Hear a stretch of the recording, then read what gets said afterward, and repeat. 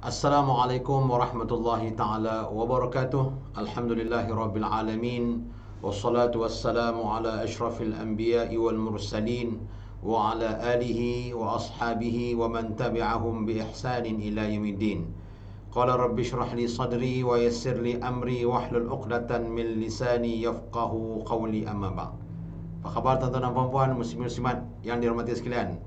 Pada hari ini kita bertemu semula dan kembali ke Yadin TV. Pada hari ini juga kita bersiaran di FB Live di TV Al-Hijrah. Dan tuan-tuan dan puan-puan, pada hari ini kita berada dalam suasana yang aman harmoni. Kita berada dalam nilai keimanan kepada Allah Subhanahu Wa Taala. Maka sewajarnya kita bersyukur pada Allah Subhanahu Wa Taala. Tuan-tuan dan puan-puan, sebelum kita meneruskan lagi program bicara ilmu kita tentang sifat-sifat kepimpinan Rasulullah sallallahu alaihi wasallam, iaitu hari ini kita membicarakan tentang sifat al-fatanah, kebijaksanaan kalau terjemah di dalam bahasa Melayu.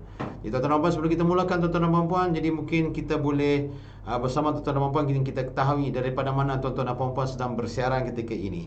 Jadi tuan-tuan bantu untuk komen ruangan di bawah. Okey, tulis daripada mana, negeri mana, daerah mana, ataupun mungkin di kalangan mereka yang sedang menonton rancangan ini, mereka yang sedang merupakan NGO ataupun sukarelawan Yadim. Jadi boleh kita bagi tahu dia sukarelawan Yadim di mana, daerah mana, supaya kita menyemarakkan dakwah kita. Begitu juga tuan-tuan dan puan-puan, bagi kita menyemarakkan lagi dakwah kita, please bantu tuan-tuan dan puan untuk share, tekan butang like, kemudian kita komen atau kita emoji love yang ada di bawah. Itu adalah segmentation dalam Facebook tuan-tuan dan puan-puan, untuk membantu kerja-kerja dakwah kita. Jadi walaupun dia nampak menekan butang itu hanyalah simple, but it's not simple begitu sahaja, tetapi dia juga memberi impact kepada dakwah untuk menyebarkan lagi menggunakan algoritma Facebook kita pada hari ini. Okay, tuan-tuan dan puan-puan, kalau semua kita dah bersedia, kita akan secara santai hari ini kita akan membincangkan sifat yang terakhir yang kita letakkan dalam tajuk perbincangan kita, iaitu al-fatanah. Kalau minggu pertama kita bincang tentang as-siddiq, minggu kedua kita bincang tentang amanah, minggu ketiga kita bincang tentang at-tabligh, dan minggu ni adalah kita bincang tentang fatanah. Tuan-tuan dan puan-puan, fatanah yang saya sebut tuan-tuan dan puan-puan, yang kita bincang selama 4 minggu tuan-tuan dan puan-puan, yang selalu saya sebut tentang kita membahagikan sifat Nabi kepada dua. Satu yang membina diri sendiri disebut sebagai soleh. Jadi kita tengok sifat Nabi itu, kita tiru dia, kita acuangkan dengan diri kita, kita cerakinkan dengan keadaan semasa untuk kita membentuk individu yang soleh, yang baik, yang soleh, yang melakukan kebaikan soleh. Apa sifat tersebut? Amanah dan siddiq. Jadi bercakap benar, baik untuk diri kita.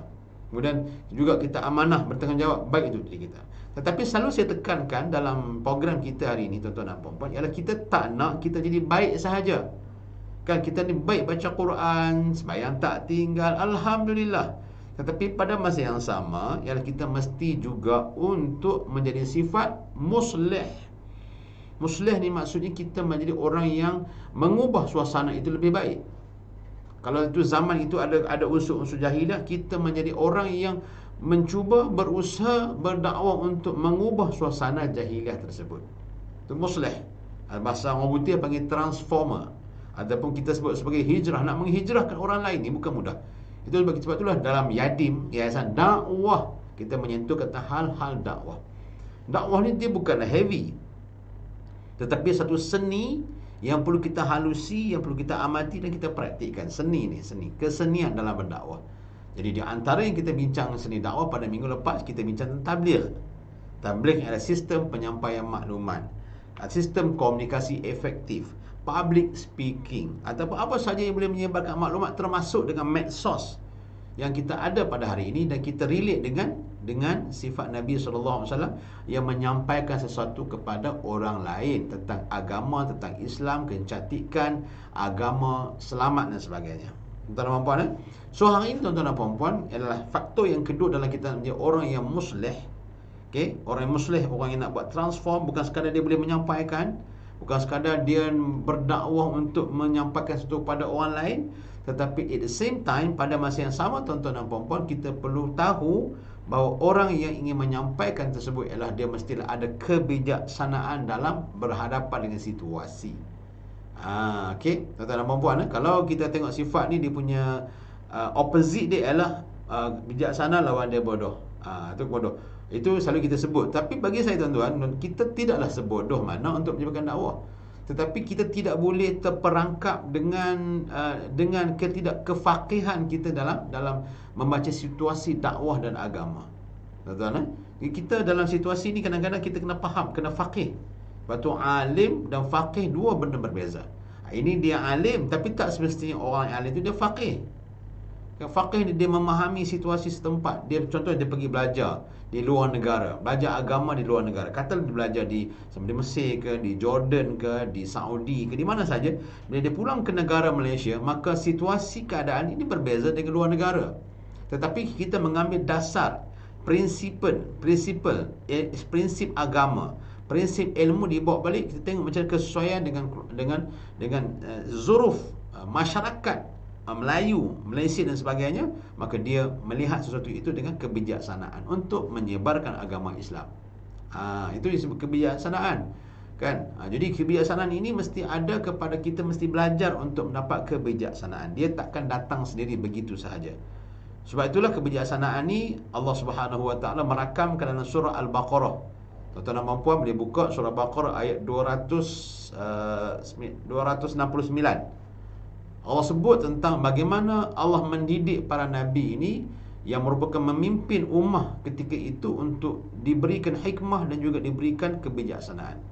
Allah menyebut yu'til hikmata man yasha' wa ma yu'tal hikmah faqad utiya khairan katsira wa ma yadhakkaru illa ulul albab. Maka Allah mengurniakan, Allah kurniakan al-hikmah, disebut sebagai al-hikmah. Al-hikmah yang faqih, yang dalam tentang Al-Quran dan juga As-Sunnah. Allah berikan kekuatan para nabi ini ialah dia bukan sekadar menyampaikan ilmu, tapi dia faqih, dia faham sungguh-sungguh tentang Al-Quran dan Sunnah ini. Maka diberikan hikmah kepada siapa? Kepada sesiapa yang Allah kendaki. Dan barang siapa yang mendapat hikmah ini, kata Allah, kan, maka dia benar-benar mendapat satu anugerah yang sangat banyak. Dan hanya orang-orang yang berakal, ulul albab, dia akan mengambil pengajaran daripada firman Allah Subhanahu Wa Taala. Jadi kalau kita melihat ayat surah Baqarah ayat 269 ini, kita tidak boleh lari kebijaksanaan daripada agama. Kadang-kadang kita kata dia tu bijaksana, tapi kita melihat kebijaksanaan itu pada logical ataupun pada manajemen, pada pengurusan, pada strategik dunia sahaja.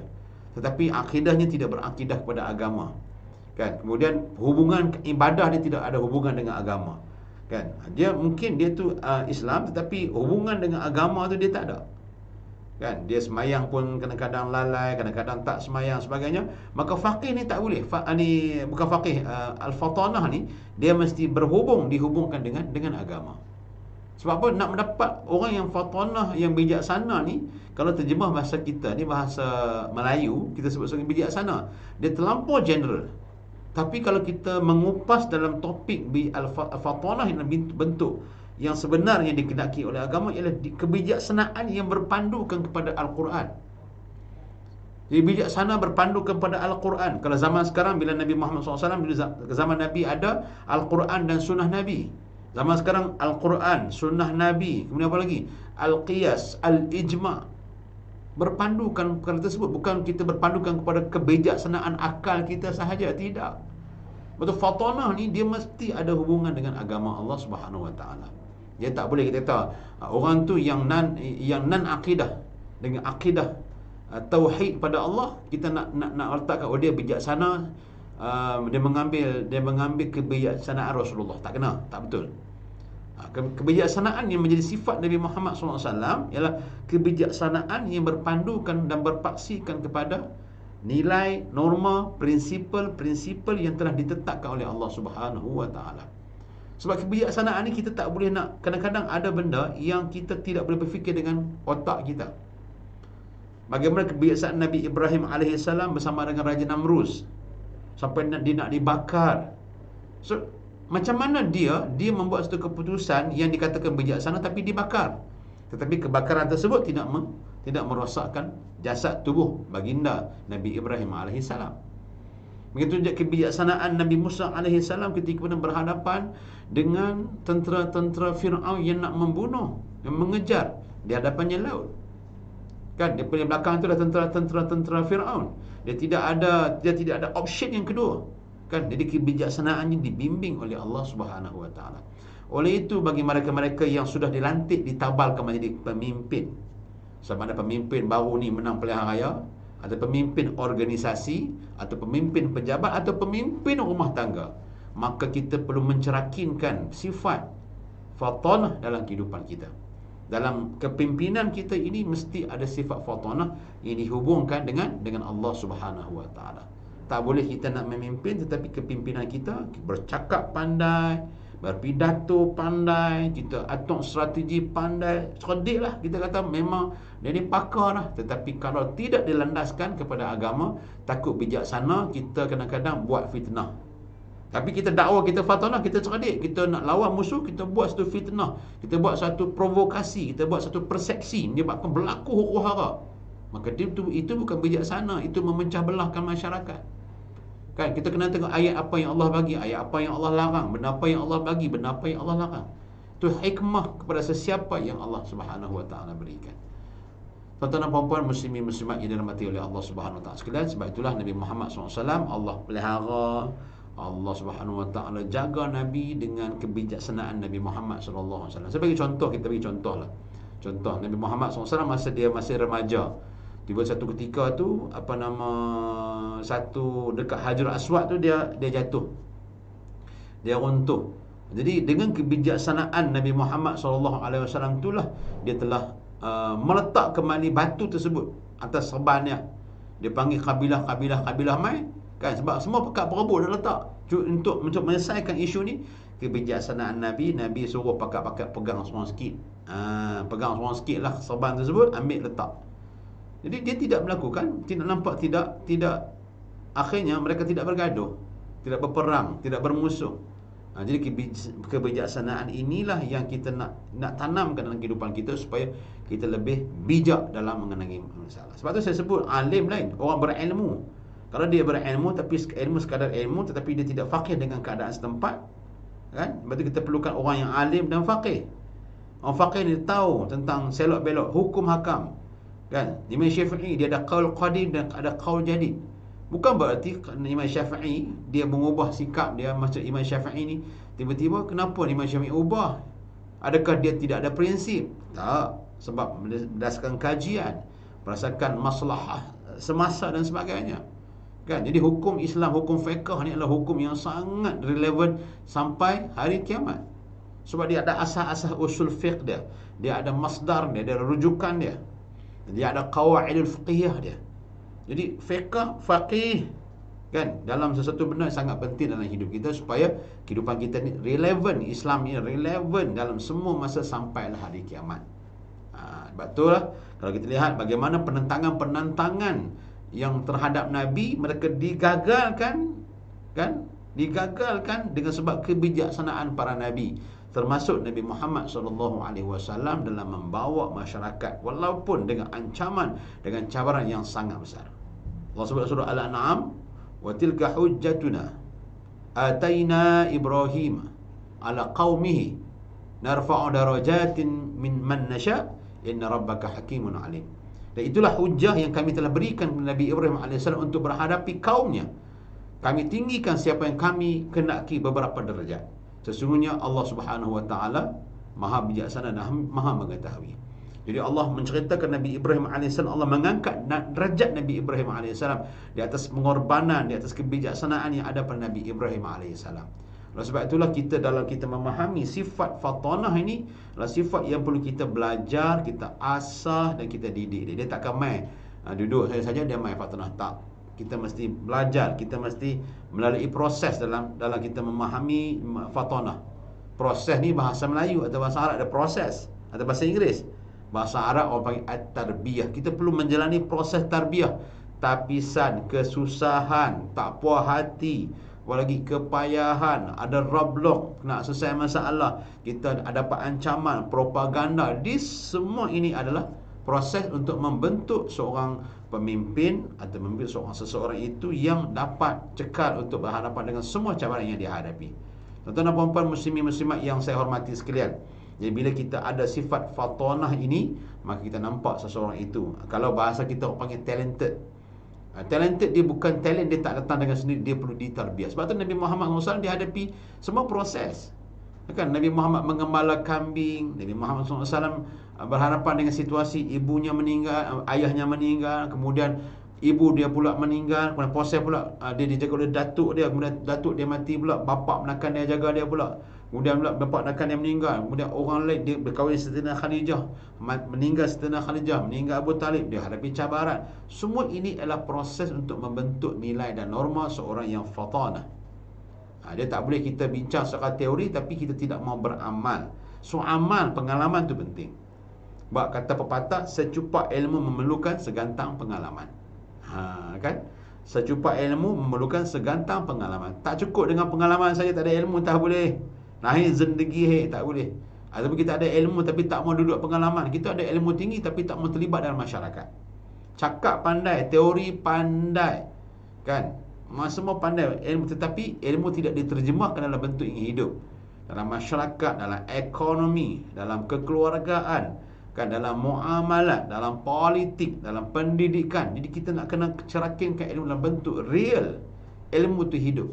Sebab tidak ada Islam udkhulu fis silmi kafah, masuklah kamu Islam itu sepenuhnya.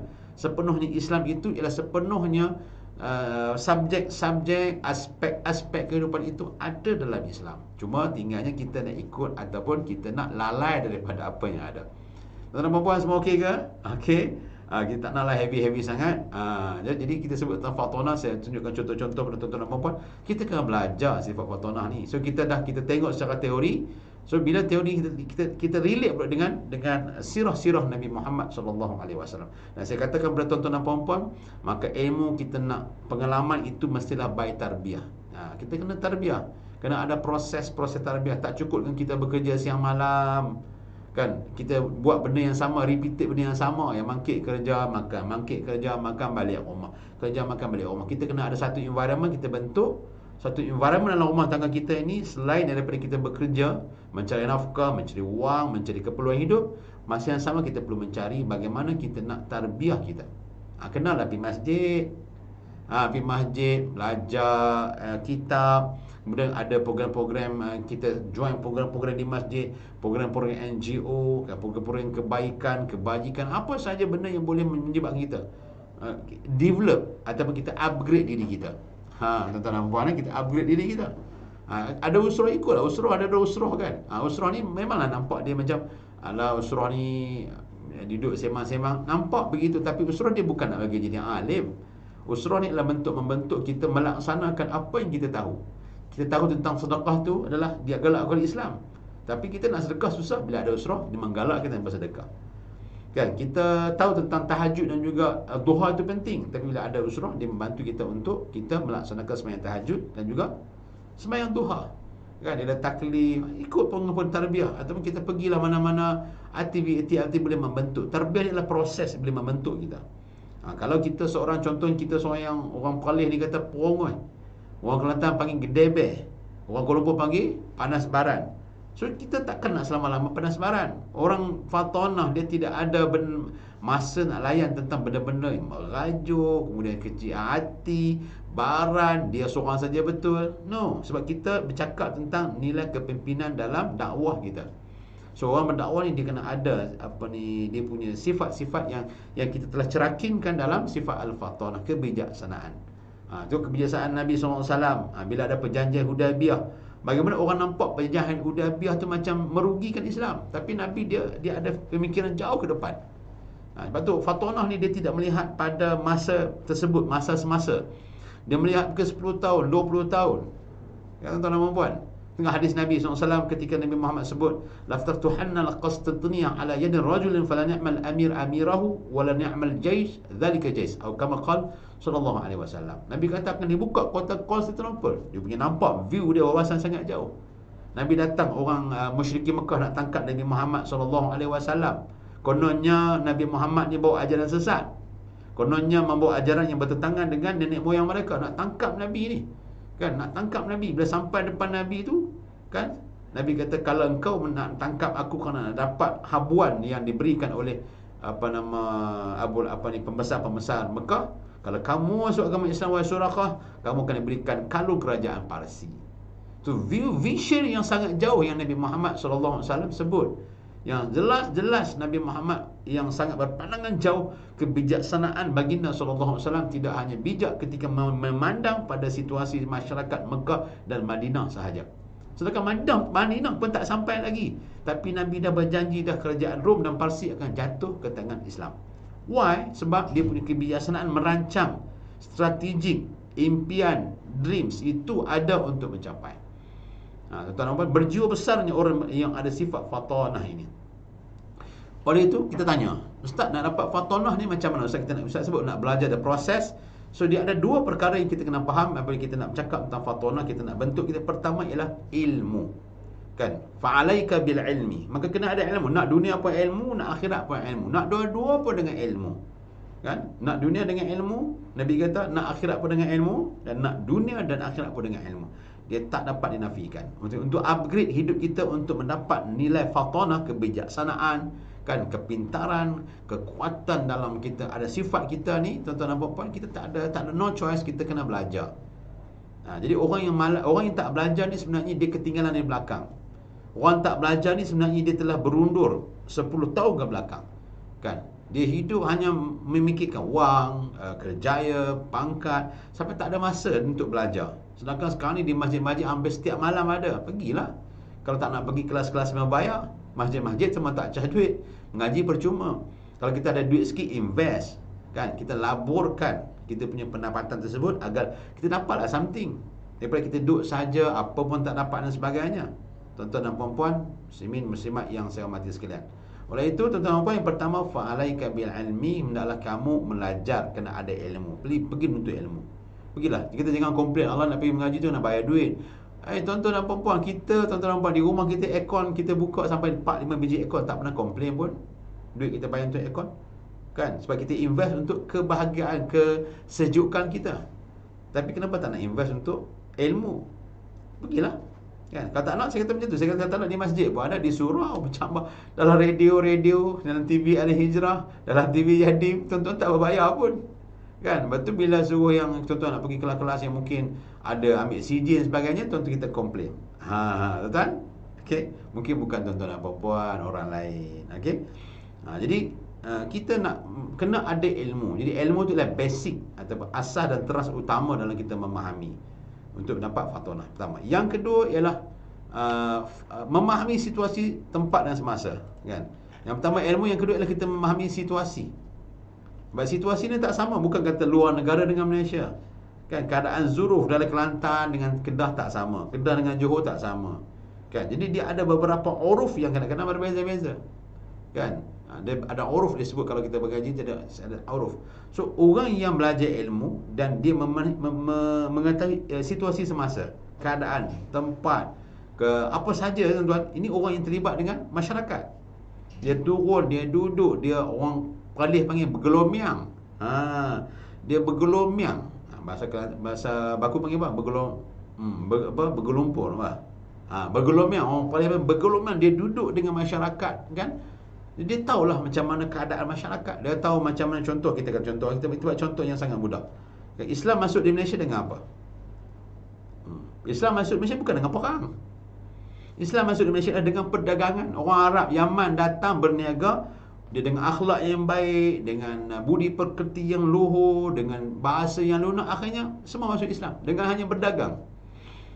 Kan? So kalau kita tahu perniagaan zaman Arab dulu datang ke Yaman, datang ke Malaysia, perdagangan itu menyebabkan kita masuk Islam. Kebijaksanaan mereka menggunakan alat perniagaan. Ini orang berniaga. Orang berniaga kadang-kadang, tak semualah. Berniaga kadang-kadang tak kisah, zakat pun tak bayar, sedekah pun tidak, semayang pun tidak. Saya takut yang tu. Saya tak kata semua, tapi nak sebut betapa cantik Islam masuk di Malaysia. Cuba kita bandingkan Islam masuk di Afrika. Islam masuk Afrika, cuba kita pergi berniaga di Afrika. Dia takkan boleh masuk Islam. Dia mesti berperang.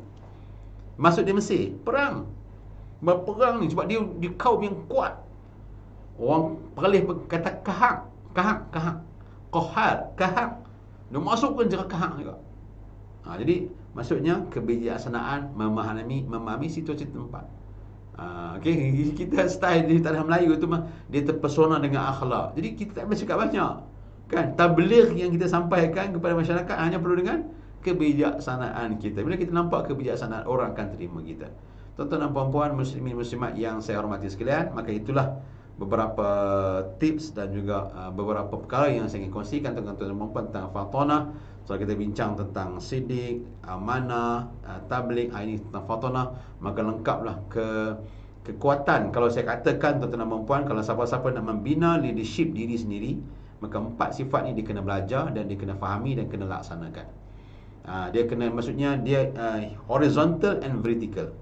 Maksud horizontal vertical ni dia dengan diri dia dan dia dengan orang luar. Maksud dengan diri dia, dia mesti ada sifat amanah dan juga sedia.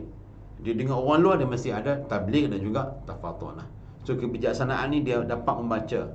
Dia dihubung dengan Allah, maka ia akan mendorong, ia akan memandu di kita, itulah Allah Subhanahu Wa Taala. Bagi mereka yang menjaga amalan-amalan mereka, sebab amalan mereka ialah solat, zikir, doa, Al-Quran. Jadi itulah yang akan membuatkan mereka itu terpelihara daripada perkara-perkara yang tidak sepatutnya. So tuan-tuan dan puan-puan, muslimin-muslimat yang saya hormati sekalian, jadi tuan-tuan dan puan-puan, terima kasih banyak-banyak ni yang komen. Minta maaf saya tak sempat layan, tak sempat baca. Ini saya tak buka skrin. Saya tengok depan ni. Terima kasih banyak yang komen-komen di bawah ni. Minta maaf banyak kalau mungkin suara ni dia agak tak macam biasa kan. Tak berapa jelas macam dengan dalam studio. Tuan-tuan dan puan-puan, jadi apa penting tuan-tuan dan puan, kita faham, kita tahu, dan apa yang kita nak buat ialah kita mengubah diri kita, sebab Allah tidak mengubah nasib kita, melainkan kita yang berusaha, beramal, bertindak untuk mengubah nasib diri kita. Orang lain tak ada nak ubah kita, melainkan kita. Kan? Kita yang kena ubah sendiri. Kalau kita tak nak tu, tak nak seribu daya, tak nak seribu daya. Kalau nak seribu daya, tak nak seribu dalih. Kalau nak macam-macam, kita beria-ia. Tapi kalau tak nak macam-macam, alasan kita berikan. So tuan-tuan dan puan, bermula pada Yadim, maka jom sama-sama kita meningkatkan dakwah kita untuk menanamkan dalam diri kita dengan penuh kekuatan, penuh dengan sifat-sifat mulia, sifat-sifat kepimpinan, sidik, amanah, tabligh, fatonah dan sebagainya. Mudah-mudahan kita diberkati oleh Allah Subhanahu Wa Taala. Terima kasih Yadim Perlis. Terima kasih Yadim di Lembah Kelang. Kemudian terima kasih juga kepada TV Hijrah yang kita berkongsi siaran pada hari itu. Masih ada tuan-tuan dan puan-puan yang bersama-sama menyebarkan dakwah dalam Yadim TV Yadim pada hari ini. Terima kasih banyak-banyak. Minta maaf kalau ada kesalahan yang silap. Sekian. Wabillahi taufiq wal hidayah. Wassalamualaikum warahmatullahi taala wabarakatuh. InsyaAllah jumpa lagi bersama saya Ustaz Muhammad Azki Hafizi bin Ibrahim. Bye bye. Terima kasih dan jumpa lagi.